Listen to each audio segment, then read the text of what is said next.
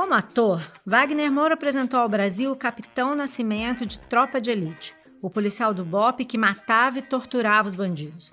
Como diretor, ele está apresentando Marighella, o ex-deputado do Partido Comunista que entrou na luta armada e morreu nas mãos da ditadura.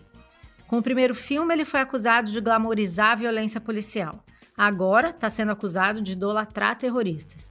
Mas Wagner não se importa. O debate é importante. Assim, depois que eu entregar o filme está aberto ao debate. Eu vou defender a minha posição e o que eu quis dizer com o filme. Na verdade, ele até gosta.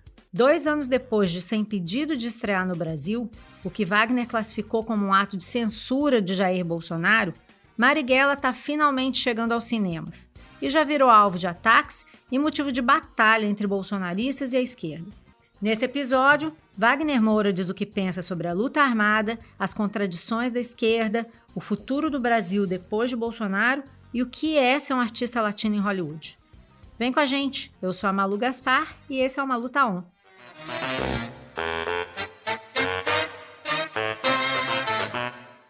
Wagner Moura, tudo bem? Você tá on? Eu tô muito on, Malu. Tô on. Eu tô super on. Onzíssimo. Onzíssimo. Então, você tem dito nas entrevistas que hoje o filme tem mais interesse, você acha que o filme tem mais interesse do que ele teria talvez em 2019, quando era para ele ter sido lançado aqui no Brasil, quando estava previsto o lançamento. E você disse uma coisa que eu achei interessante, que tirando os 20% que ainda apoiam o Bolsonaro, hoje as pessoas sabem quem ele é, elas entendem ele melhor e, pelo que eu entendi, você acha que isso pode render uma melhor compreensão do filme. Você está entre os que acham que o Bolsonaro hoje está fraco, vai perder a eleição? Qual é a sua compreensão do cenário hoje? As pessoas me perguntam muito, assim, como o filme foi um filme que teve toda sorte de empecilhos para estrear, é um filme que foi feito em 2017, estreou internacionalmente em 2019 e só vai estrear no Brasil em 2021, é mais um exercício meu de tentar dar conta dessa pergunta, porque eu acho que ele está estreando na hora que ele tem que estrear, né? Se o filme tivesse sido lançado de fato em 2019, o mesmo filme seria diferente do que o filme que está sendo lançado agora. Eu acho que hoje ficou muito mais claro, está muito mais claro para as pessoas, de um modo geral, inclusive muita gente que votou em Bolsonaro se deu conta da tragédia que é o governo Bolsonaro, o que talvez não fosse possível em 2019, que era o início do governo dele, né? Eu acho que ele está mais fraco, sim. Eu acho que existe uma base bolsonarista militante, forte, ruidosa, que está aí, que foi para as ruas no 7 de setembro pedir a volta da ditadura e toda a sorte de maluquice que a gente viu ali, o fim do Supremo e tudo. Mas eu acho que, de um modo geral, a gente está começando a ficar pronto psicologicamente para um novo momento, sabe? Que eu acredito. Eu não acredito que o Brasil terá mais 4 anos disso. A eleição de Bolsonaro foi uma eleição pedagógica. Depois da ditadura, nós vivemos um momento de olhar para frente, de construir um Brasil que fosse um Brasil em completa oposição àquele passado que estava fresco naquele momento na memória das pessoas, aquele passado trágico de autoritarismo, de violência, enfim, de tudo que uma ditadura representa. Então, que culminou com a Constituição de 88, que é uma Constituição progressista, enfim, aí tivemos o governo de Fernando Henrique, Lula, o primeiro mandato de Dilma, que era um Brasil democrático, que era o Brasil que apontava que não era ainda a democracia que nós todos Perfeito. sabemos que podemos ser ainda ideal, mas que apontávamos e construímos muita coisa importante, que agora, com o governo Bolsonaro, foi tudo que era de bom que a gente tinha. Esse é um governo, não um governo de construção, é um governo de destruição. Bolsonaro, é o que eu digo, Bolsonaro não é um alienígena, Bolsonaro e o bolsonarismo não são exógenos ao que o Brasil é. A história do Brasil também é a história de Bolsonaro e das forças que ele representa. Mas eu acho que nós agora estamos olhando para isso e entendendo com muita clareza, eu acho, que não é isso que a gente quer. Claro que há os arroubos golpistas e tudo mais, que a gente tem que estar sempre atento, mas o caminho do Brasil, a partir de 22, eu não tenho a menor dúvida que será o de um país mais democrático. No filme tem várias situações que a gente pensa, vê e imagina que elas poderiam estar acontecendo agora no Brasil. Elas conversam com a situação atual. E uma delas, que eu pensei bastante, lembrando dessas coisas que você falou recentemente sobre o filme, sobre as pessoas estarem entendendo que o Bolsonaro é uma cena em que o Marighella discute ali com o jornalista francês, ele discute com uma pessoa na cena e diz que o povo vai se mobilizar. Ele tem certeza que o povo vai se mobilizar. Para que o povo lute, eles antes precisam saber que já tem outros lutando. Quando essa fagulha pegar, ninguém segura mais. Hoje, você tem essa certeza que o povo vai se mobilizar? A conexão que a esquerda perdeu com o povo ali na eleição do Bolsonaro, você acha que é possível retomar? É sempre importante a gente dizer, pontuar, que o meu filme ele é um filme que ele recorta de 64 a 69, mas que Marighella é um personagem muito mais complexo em sua participação política na história do Brasil, né? É um homem que militou na legalidade sempre que pôde, Sim, foi né? eleito deputado, né? Foi deputado. Sempre que pôde, ele militou na legalidade. A radicalização, a opção pela luta armada, e que eu retrato no meu filme, primeiro ela faz parte de um contexto mundial, né? Assim, os anos 60 e 70 era uma época em que a revolução fazia parte da produção cultural do mundo, inclusive, né? A Marighella era um cara que tinha apoio de gente como Jean-Paul Sartre, como Godard. Jean-Luc Godard mandava dinheiro para a LN. A revolução ela estava no imaginário popular e na cultura produzida pelo mundo inteiro. A opção pela luta armada ela tem a ver com isso, tem a ver com, claro, com a decisão de pessoas que, cesseadas ali naquele momento de qualquer canal de comunicação com a ditadura brutal, resolveram tomar um caminho radical, mas para Marighella havia uma coisa muito forte também, que Marighella era um homem muito inconformado com a forma com que a esquerda se movia, sobretudo no contexto do Partido Comunista, né? Ele nunca tolerou aquelas reuniões intermináveis, e ele nunca tolerou, sobretudo, a passividade da esquerda no golpe que derrubou Jango.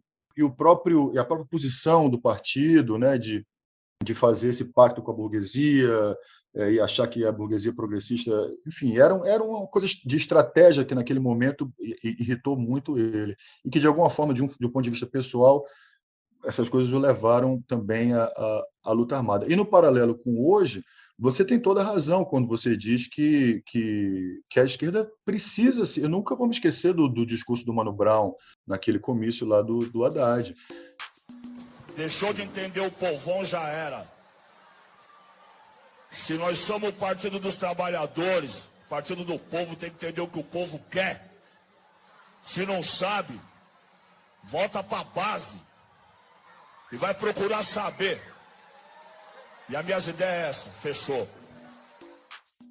Aquele discurso que chocou, né, todo mundo que estava ali, que ficou um certo constrangimento. Eu me lembro, eu não estava nesse dia, foi aqui no Rio de Janeiro, eu não estava nesse dia lá, mas eu vi o Mano Brown falando e eu dizia, ele tem toda a razão.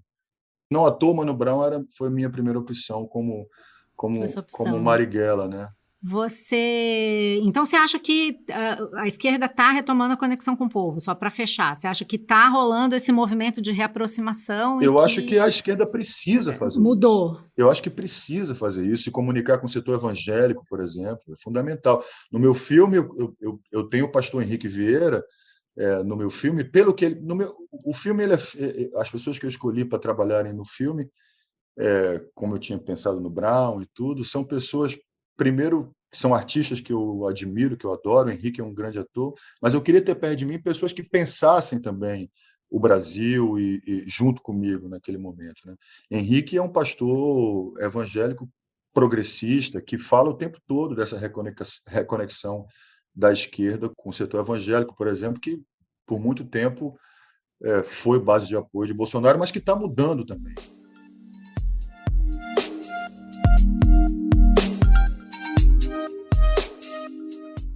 fica claro para mim que você procurou, durante todo o filme, mostrar cenas em que os personagens discutem e problematizam a questão da luta armada, para mostrar que não foi uma escolha fácil, muito pelo contrário, havia diversos conflitos nisso, né? Tem o diretor do jornal, que é o companheiro de partido do Marighella, que diz que aquilo é uma aventura, tem a Clara, que fala para ele que não aceita superioridade moral da luta armada, e tem uma cena e aí tem um determinado momento no filme que ele olha bem direto para a câmera e fala, agora é terrorismo, né?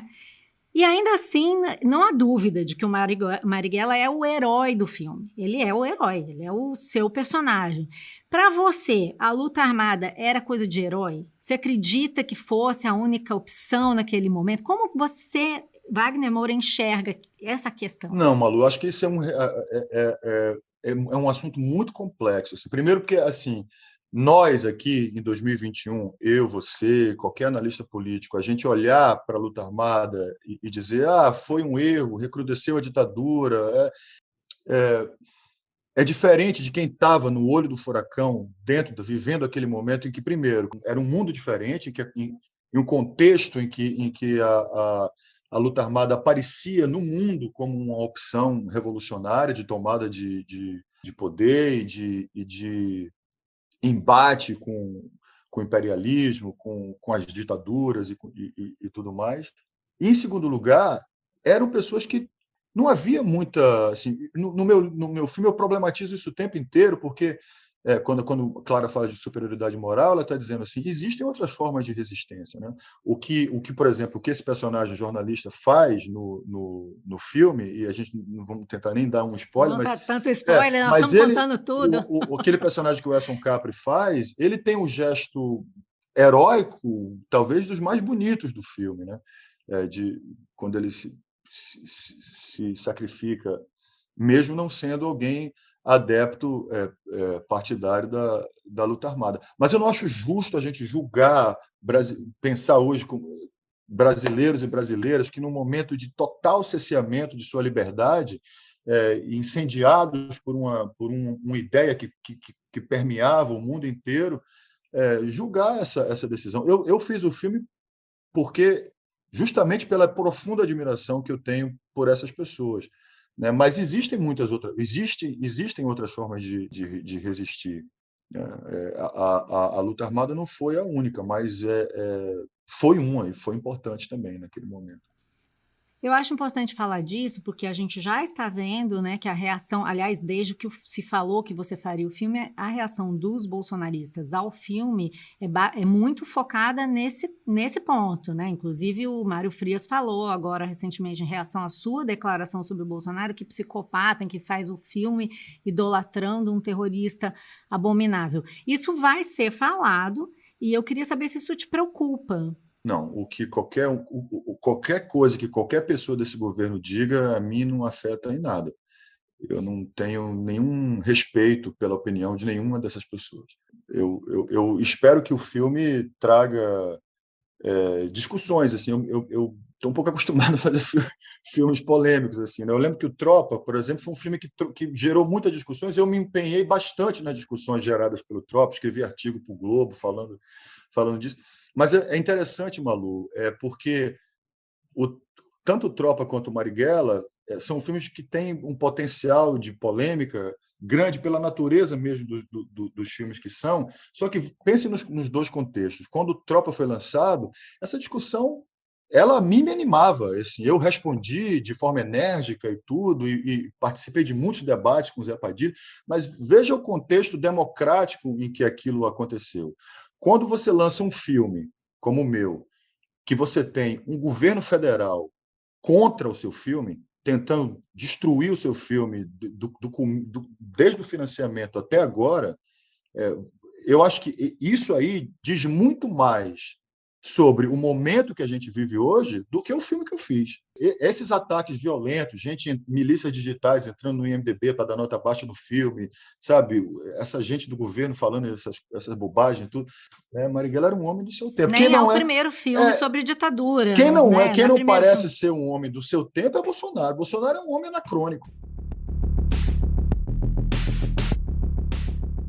Você falou da censura. Eu vi você falar em vários momentos sobre essa censura, que não é uma censura de fato, né, concreta, de atitude de proibir o filme, mas na prática levou à inviabilização da exibição do filme em 2019. Que tipo de autorização eles negaram? Explica pra gente melhor qual foi a desculpa que eles arrumaram para não deixar o filme ser exibido em 2019. E o que te levou a concluir que isso foi uma coisa política? O Marighella tinha sido contemplado com uma verba de complementação de produção do Fundo Setorial.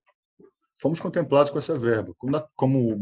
Aliás, o nosso filme só existe por conta do Fundo Setorial do audiovisual, que muita gente confunde com lei de audiovisual, com lei Rouanet, com lei de incentivo. O Fundo Setorial, é importante que se diga, é feito com uma contribuição chamada Codecine, gerada pela atividade cinematográfica. Não tem nada a ver com imposto de nada. É um dinheiro gerado por nós, pela nossa atividade.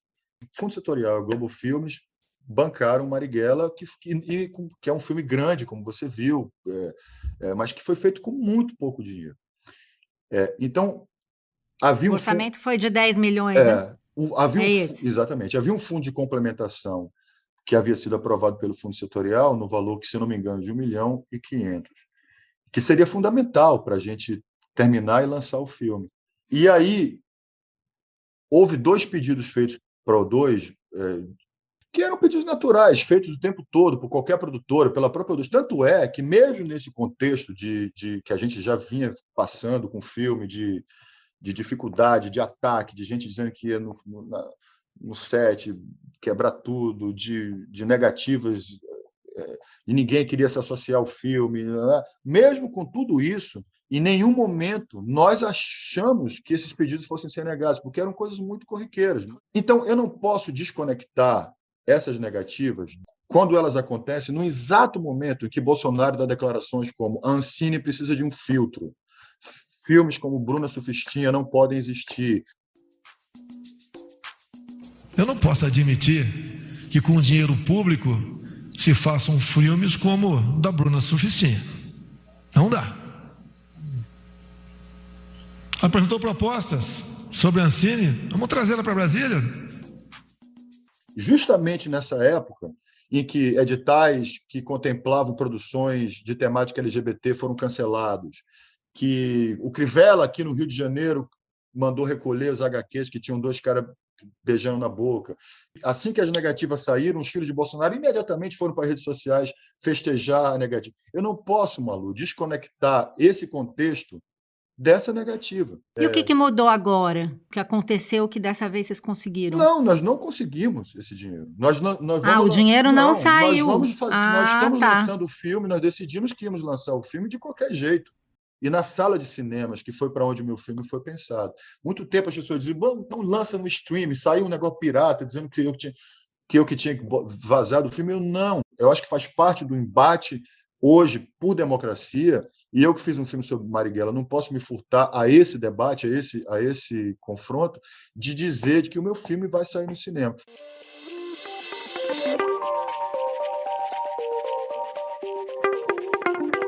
E você falou agora de ameaças no set. Que tipo de ameaça? Vocês sofreram alguma coisa física? Não, mas teve alguma? Não, mas nós sofremos as ameaças o tempo inteiro nas redes sociais. Eu não tenho, mas nas redes sociais do filme, dos atores, das pessoas que chegavam a mim. Teve uma muito particular que no dia tal hora a gente sabe onde vocês vão estar filmando e nesse dia se preparem que a gente vai chegar lá e vai quebrar tudo. E, de fato, nós fomos para lá, reforçamos a segurança. Eu conversei com os atores, conversei com a equipe nesse dia, pedi para ninguém responder a provocação, mas disse para também ninguém baixar a cabeça para nenhum fascista que fosse aparecer lá. Mas foi bonito, porque nesse dia, em vez deles aparecerem, porque a gente é muito covarde, né? Fazem essas ameaças e tal. Só na rede social. Ninguém apareceu. Quem apareceu nesse dia foi a Juventude Antifascista, que viu isso no Facebook e falou, não, vamos lá. Fiquei muito feliz esse dia, fiquei muito emocionado.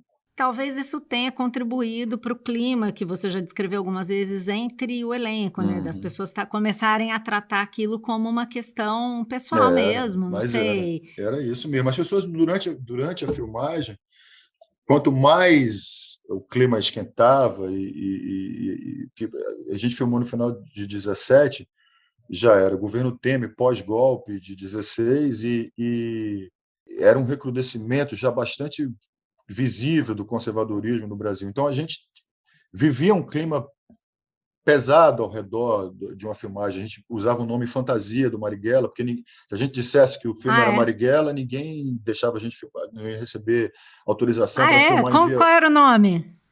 Se eu não me O nome engano, que vocês usaram? era Quem Samba, Samba. Era uma coisa que Marighella dizia: quem samba, samba, quem não samba vai embora. E aí os atores muito envolvidos, todos nós, assim, a gente foi aquilo foi dando à equipe e ao elenco aquilo.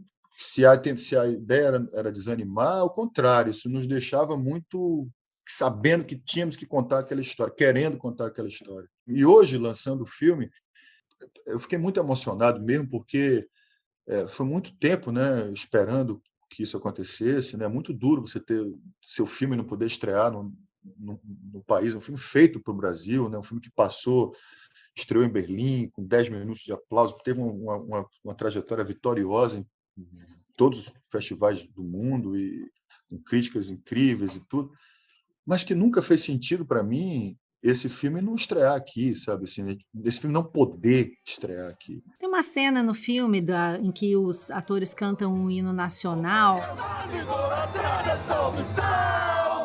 Brasil de amor eterno seja símbolo, o Labaruf que ostentas estrelado. Aquilo ali era para ser daquele jeito mesmo? Aquilo não era uma cena. Para você ver a entrega desses atores ao filme, aquilo ali era sempre antes de entrar em cena, eles se reuniam e faziam alguma coisa, algum exercício, alguma coisa que os conectasse com a cena que eles iam fazer. Naquele dia, eles se reuniram e começaram a cantar o hino nacional. Tinha o tempo todo essa liberdade para que a realidade, para o que estava acontecendo, permeasse a filmagem. Esse não é um filme só sobre os que resistiram nos anos 60 e 70. Esse é um filme sobre quem está resistindo agora. Sabe? Por isso que ele faz, por isso que eu digo, por isso que eu amo que ele faça sentido para a Coalizão Negra por Direitos, que tem ido a todas as pré-estreias, que ele faça sentido para o Levante da Juventude, para o MST, para o MTST, sabe? Porque foram para essas pessoas que Marighella entregou sua vida.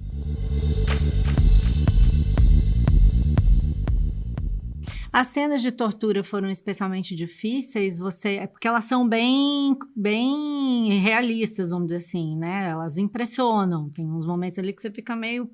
É bem forte. Vocês, falando em catarse de ator e essas coisas, foi especialmente complicado gravar? Que tipo de reação despertou neles? Havia o filme tem cenas muito duras, né? Eu acho que esse é um filme de amor, é um filme esperançoso. Ele é um filme que aponta para um futuro, como eu digo, que eu sou otimista com o futuro. Esse filme ele aponta para um futuro bonito, né? No entanto, a gente precisava enfrentar a dureza do que foi aquele período. No momento em que temos um governo que ama a ditadura, que ama torturadores da ditadura e que diz que a ditadura foi uma coisa boa para o Brasil, que mobiliza a sua militância a ir para a rua para dizer que a ditadura foi boa.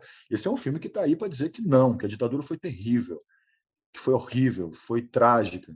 Então, para isso, eu queria explorar a crueza de uma coisa abominável como uma cena de tortura. Isso me lembrou, e a cena, não aquela cena específica, mas não sei se é a linguagem visual e tal, me lembrou Tropa de Elite, que também tem cena de tortura, no caso, tortura policial, e assim como agora, você certamente vai ser acusado por alguns setores de estar romantizando o terrorismo, naquela época também o filme foi acusado de glamorizar a violência policial. Esse tipo de reação na época te surpreendeu?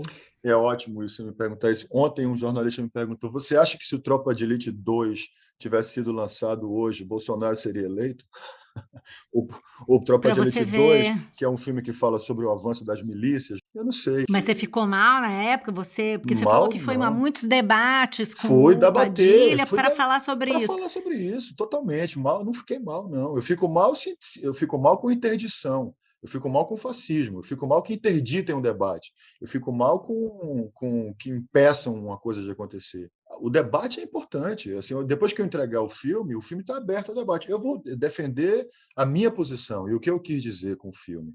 Mas toda obra de arte ela é polissêmica, ela vai ter sentidos para pessoas que não era o que eu pensava, e isso eu acho que é natural. Na época, eu me lembro quando eu fui ao cinema, e você deve ter ouvido muito falar desse tipo de reação, que quando o Capitão Nascimento matava alguém, né, ou o Bop matava um bandido, as pessoas aplaudiam, torciam para ele conseguir matar a pessoa, né? Naquela época, você acha que essa reação das pessoas te deu algum tipo de insight sobre o que isso dizia sobre nós e sobre o que a gente pensa e acredita da polícia? Isso te deu, ou só depois olhando, né, como o seu amigo jornalista, o jornalista te perguntou? Você falou uma coisa engraçada, Malu, assim, você disse assim, no seu filme tem uma cena de tortura e no Tropa de Elite tem uma cena de tortura, só que a cena de tortura do Tropa de Elite é uma tortura feita pelos policiais. Mas você se dá conta que as duas cenas, os torturadores são policiais, né? Sim, sim. Então, Inclusive, uma coisa vem da outra, se a gente for olhar a raiz histórica exatamente. é daí que eles Exatamente. aprenderam, Então, né? Não saiu do nada. exatamente. Então, essa conexão de um filme em que militantes de esquerda eram torturados pela polícia nos anos 60 e 70, em que o Tropa foi feito em 2006. Nesse filme, pretos e favelados são torturados também pela polícia, né? Em que um filme seja acusado de glamorizar a direita e outro seja acusado de glamorizar a esquerda. Eu não sei, eu acho que há alguma complexidade aí que está nos escapando quando a gente acusa os filmes de glamorização. Se tem uma coisa que eu prezo na minha vida como artista, como ator, é que nenhum personagem que eu fiz como ator e, por consequência, nenhum personagem no meu filme como diretor é apresentado de maneira chapada, monolítica. Os meus personagens as pessoas são complexas, todos os personagens são complexos. Até que ponto essa reação, que é uma reação, sem dúvida, simplista sobre tanto um filme quanto outro, é fruto desse clima político do Brasil hoje, essa polarização em que só tem preto, branco e não tem nada no meio, assim, você sente isso? Sinto, né? Eu acho que sim. Sobretudo agora, né? Sobretudo agora. Eu acho que sim.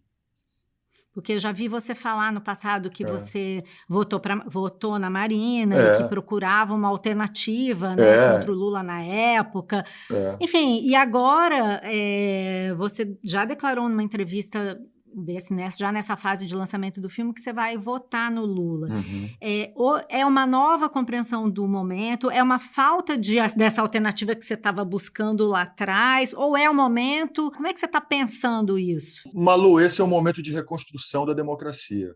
Na minha cabeça, assim, o que quer que venha em 2022, seja a famosa terceira via, seja Lula, vai ter um trabalho de restaurar a tessitura da democracia no país.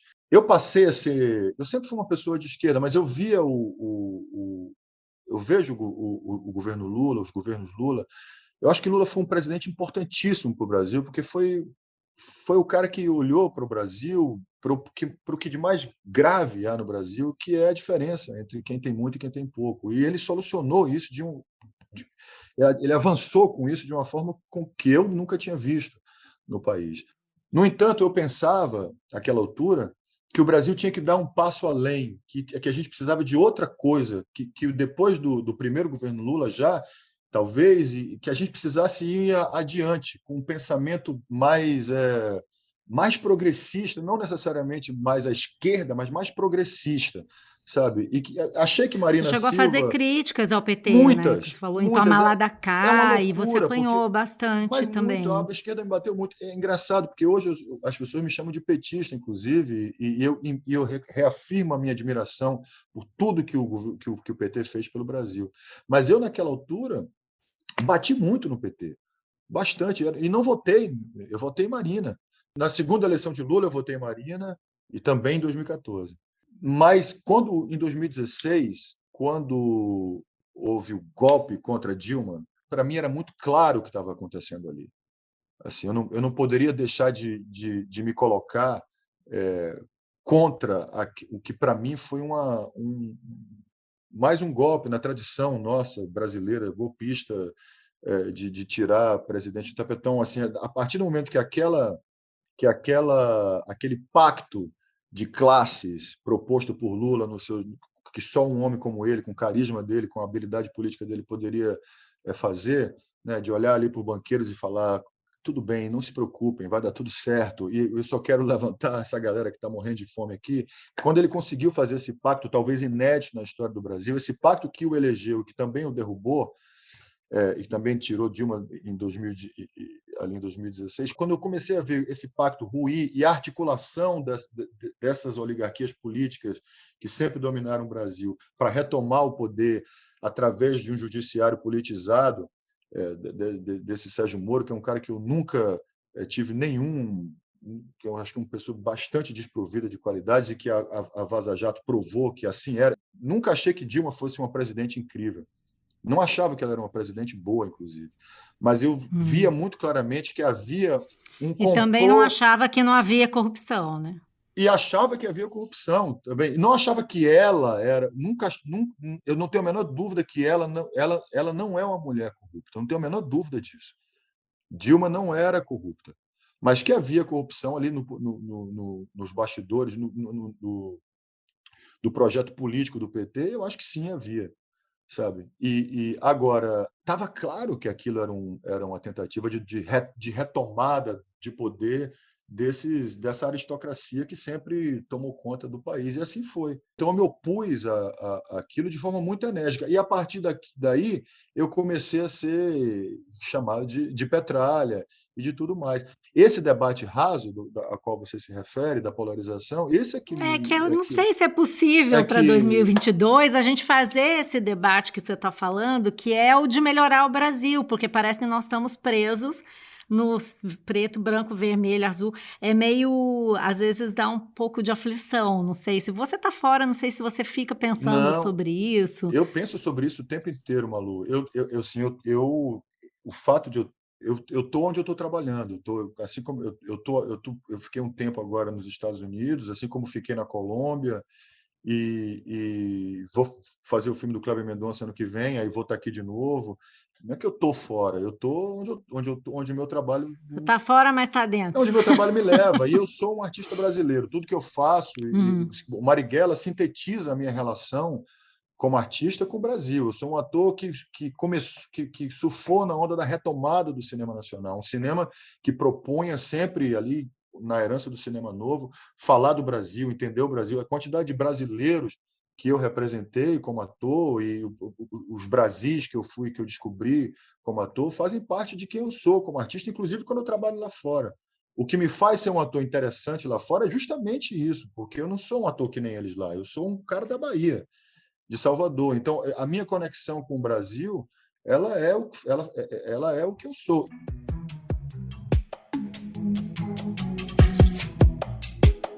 Eu ia te perguntar sobre essa sua opção de morar no exterior, né? Você até falou já em outras entrevistas que você queria ampliar a representação dos latinos e mudar a forma como os latinos e brasileiros, incluídos nisso, são representados lá fora. Desde então, valeu assim, a experiência? Você acha que esses 4 anos que você passou em Hollywood te ajudaram? Assim, valeu a pena? Você conseguiu o que você foi buscar lá? Eu tô conseguindo. Eu me guio na minha vida como o artista que eu sou, e a pessoa que eu sou, e o jeito que eu vejo o mundo são uma coisa só.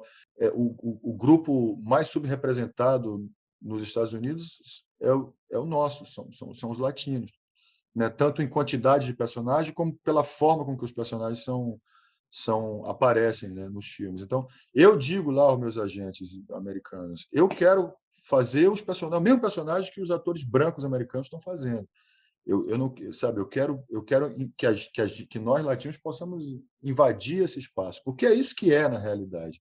Embora ainda haja muitos latinos trabalhando em subempregos e nos Estados Unidos, nós já representamos uma força muito grande econômica e política, inclusive. Então, isso tem que ser representado no cinema americano. recusar papéis que estigmatizem essa gente, para mim, é uma coisa natural mesmo. O que é um papel que você recusa e o que você não aceita? Porque, por exemplo, um dos seus papéis mais importantes foi o Pablo Escobar, que é uma representação latina, é o latino, traficante, e também teve o cubano, o espião cubano em Wasp, né? Claro que você fez outros papéis que não são estereótipo do latino, mas eu fiquei me perguntando, esse é aceitável, outro Mas não é? esses, Como é que não, mas você eu mede? não acho que esses dois personagens que você citou são estereótipos latinos, não. Pablo Escobar é um personagem histórico, é um personagem Sim, fundamental da história da grande. história da Colômbia. A história da Colômbia é Uhum, dividida entre antes e depois de Pablo. E uhum, eu verdade. acho que Narcos é uma série que a mim me ensinou muito sobre uma questão que é potente e trágica na realidade dos países que produzem e exportam drogas, que sobretudo aqui na América Latina. É aqui que acontece a guerra, é aqui que a juventude pobre morre nessa guerra escrota do tráfico de drogas. E o Wasp Network é uma série também sobre espiões cubanos, é um filme político sobre cubanos nos Estados Unidos. É um fato, né, inclusive escrito pelo Fernando E o seu personagem também não é um Moraes. cara do bem ou do mal, é um cara mais, Não. E né, complicado, assim, eu né? não tenho nenhum problema em fazer personagens que fazem coisas Latinos. terríveis. E latino, não, Hum. não. Malu, eu serei sempre um ator latino que fala com sotaque. Em tudo que eu fizer, eu serei um ator latino. O que eu não vou reforçar é essa imagem do latino violento, preguiçoso, Latin Lover. Latin Lover, ou as atrizes latinas que tem que ser mulheres sexys, que andam com a saia curta aí de coisa, sabe? Eu acho que esse tipo de estereótipo que a gente tem que recusar. A gente tem que exigir papéis maiores. A gente tem que fazer personagens que são médicos latinos. Sérgio Vieira de Mello, uma pessoa importante na história das Nações Unidas, que é um latino. Os meus personagens sempre serão latinos. O que eu estou dizendo, eu nunca Não é eu não isso, não estou é esse o rejeitando, eu não problema. estou rejeitando a minha latilidade, muito pelo contrário. Eu estou tentando reafirmá-la na potência que ela é, de verdade, de fato, né? E não com o olhar que os americanos têm sobre nós, né? A forma com que muitas vezes eles escrevem sobre nós e sobre quem somos, e a esse olhar é que eu me oponho. Uma coisa que você sempre fala nas entrevistas é que você achou que foi muito útil para você fazer jornalismo. Foi útil por quê? Eu tenho muita admiração por jornalista bom, por jornalista sério, sabe? Os jornalistas têm sido tão atacados quanto os artistas, né? Na mesma proporção, assim, né?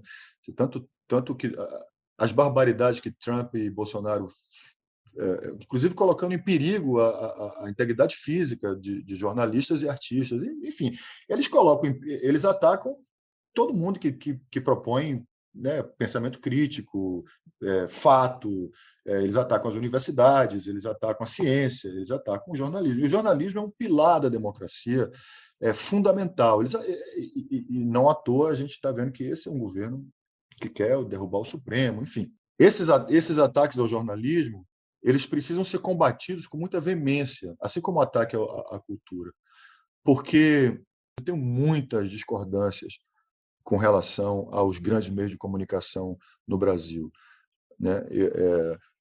Os grandes jornais brasileiros são jornais que tradicionalmente se alinharam aos militares em 64.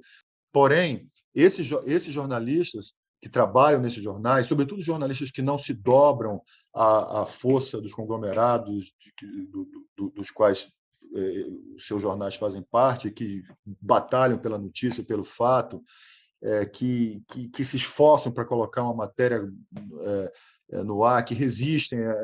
Eu tenho muita admiração por João, porque, sobretudo hoje, num momento em que as pessoas se informam por redes sociais, pelo WhatsApp, e a disseminação das fake news, o jornalismo sério é um guardião da democracia e do fato, da notícia, né? Me assusta muito a ideia de que a verdade está acabando. A verdade tal qual nós a conhecemos está acabando. Cada um tem sua verdade, cada bolha tem sua verdade. Tem problema com a polícia, mas critica a polícia. Tem problema com o PT, critica o PT. Tem problema com o jornalismo, critica o jornalismo. Mas você não pode implodir partidos políticos, o jornalismo, o Supremo. Eu tenho discordâncias com o Supremo. O Supremo é fundamental, tem que existir. A Câmara de Deputados tem que existir, o Senado tem que existir. Isso é a democracia. A democracia se sustenta com as instituições democráticas. E o jornalismo foi muito útil para mim, como artista, porque me abriu, sobretudo a faculdade de jornalismo, de estar em contato com a notícia o dia inteiro, trabalhar em jornal, se informar, saber o que está acontecendo. Você trabalhou em jornal? Trabalhei no Correio da Bahia. Você fez estágio? Se informar, saber o que está acontecendo no mundo. Mas uma coisa muito boa do jornalismo foi as coisas que eu lia na universidade, na UFBA, na Faculdade de Comunicação. E aquilo ali, para mim, como artista, foi muito legal. Assim. Entendi. Mas tudo bem, você quis ser ator, você não se arrepende não, né? Tá muito melhor como ator do que como jornalista, pô. Não, eu acho que... Você sabe que eu acabei de fazer um personagem, eu fiz uma série nos Estados Unidos agora chamada The Shining Girls. Ele é um jornalista trabalhando num jornal chamado Chicago Sun-Times, que é um jornal que existe lá em Chicago, que é um jornal meio de esquerda de Chicago, inclusive. E aí eu procurei esse jornalista lá, cara, que é um jornalista investigativo, desses jornalistas que escrevem, tipo, 3, 4 matérias por ano, assim, sabe? Uhum. Os caras chamam Bob Herguth. E aí eu fiquei brother desse cara, e o cara é um jornalista, eu ficava entrevistando ele. Enfim, eu amo jornalismo.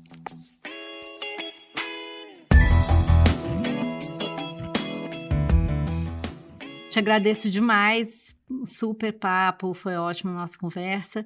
Obrigado, Malu, estou muito animado e gostei muito de conversar com você, jornalista, de verdade.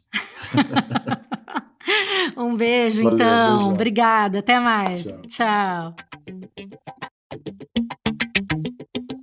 Esse foi o Malu Tá-On.